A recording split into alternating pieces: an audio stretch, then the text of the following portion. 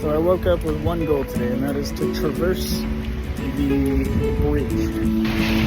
It's a bit of a rainier day today around here, but we're going exploring. Sunny day, take me down to Culver Lake, take me back to yesterday, 'cause that's where I belong.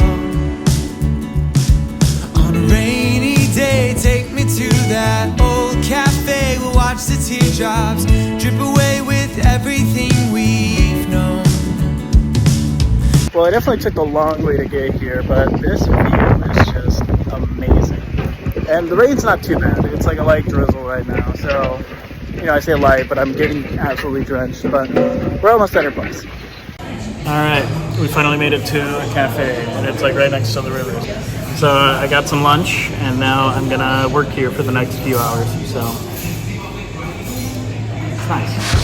Hey, my friend, I swear I'll send a postcard from the road.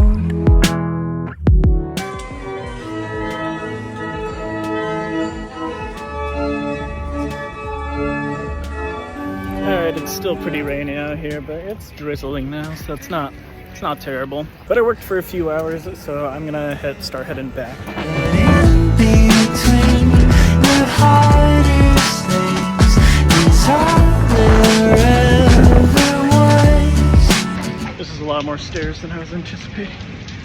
There's a lot more to go.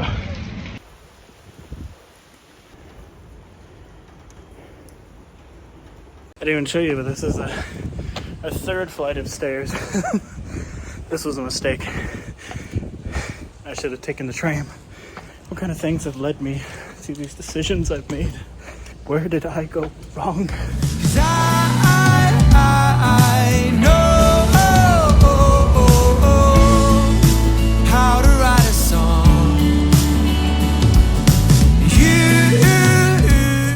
All right, so in budgeting to do this, I like talking money and kind of budgeting and doing all this kind of stuff. So I thought it'd be fun, sit down for a little bit, and let's talk about how I'm paying for all this and how you should go about things as well, at least in my opinion. So first things first, flights. How do you get flights to certain places? How do you find them cheap? I would definitely recommend just cross-searching all of the places, but doing it at least a month in advance. For instance, the flight that I purchased to go from New York to here in Portugal was about $250 because I was looking at 2 months in advance actually for this flight. I cross-checked everything from Google Flights to Booking.com to a few European sites as well. And also finding flights that aren't on the specific day that you're looking for can be very helpful as well. So for instance, I was wanting to leave, on like the 12th or 13th, but I found a flight for $250 or something on the 9th. So I had to plan accordingly for that. So if you look a month or two in advance, it's really easy to switch and make sure that you rent, let's say, an Airbnb or a Vrbo up to that specific date. That way you can leave on the correct time that is cheapest for your situation. But it's a lot of looking around, doing a lot of research, and figuring out for yourself which one's going to be best and work out for you.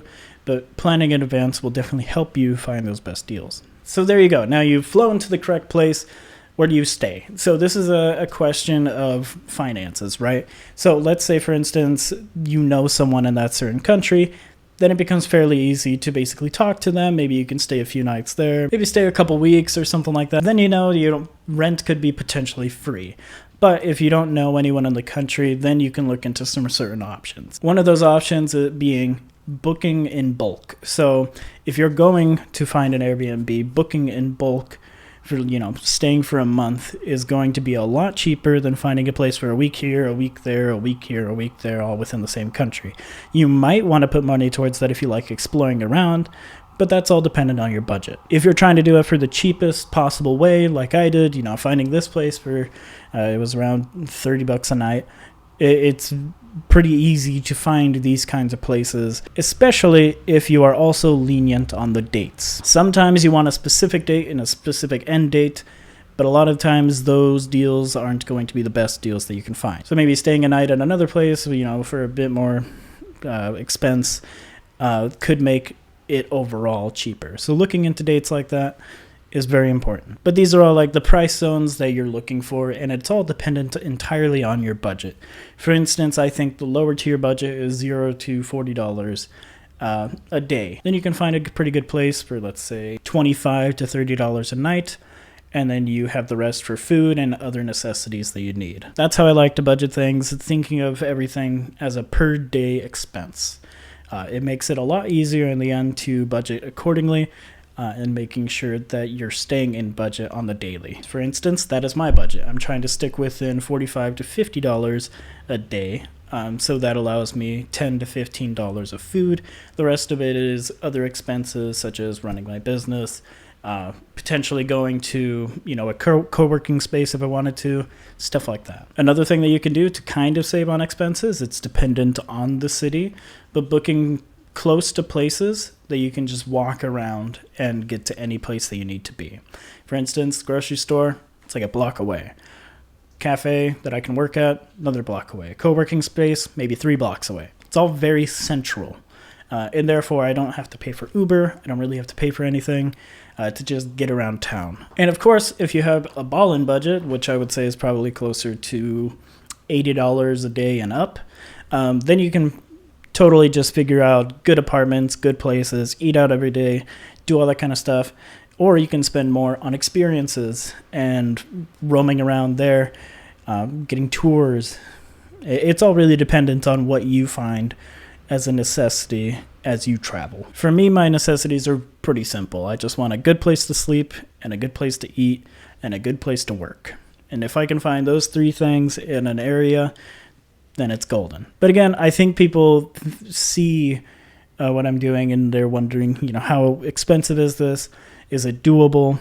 And to which I say it's completely doable as long as you're very strict with your budget and making sure that you stick to it and that you make sure you plan in advance for any type of unforeseen events as well. So having a reserve of money, I think, is also very important. I will not let my bank account go below a certain amount, and that certain amount to make sure that I can hop on a plane anytime to go back to my home in the US. Now, there are certain laws and restrictions that you have to think of when you're traveling to Europe as well.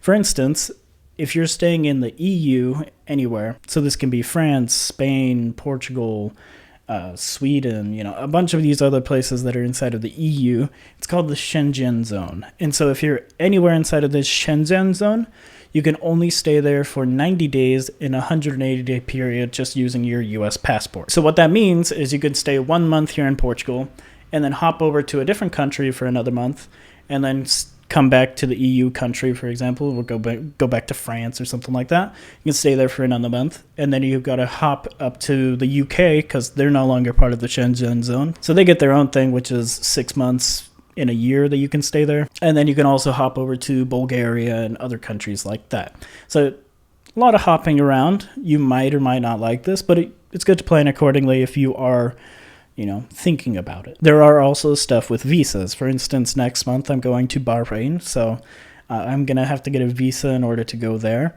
as well as Turkey is coming after that, so I'm going to have to get a visa to go there. So plan the laws, plan the restrictions. Some of this stuff also costs money, so plan some of that. But yeah, with that being said, I think it's fairly doable if you're trying to get into this yourself. And let me know if you are. If you have any tips, if you're doing this yourself as well, let me know any tips because I'm just barely getting started with this as well. But I've done a lot of research and getting prepared for this as well.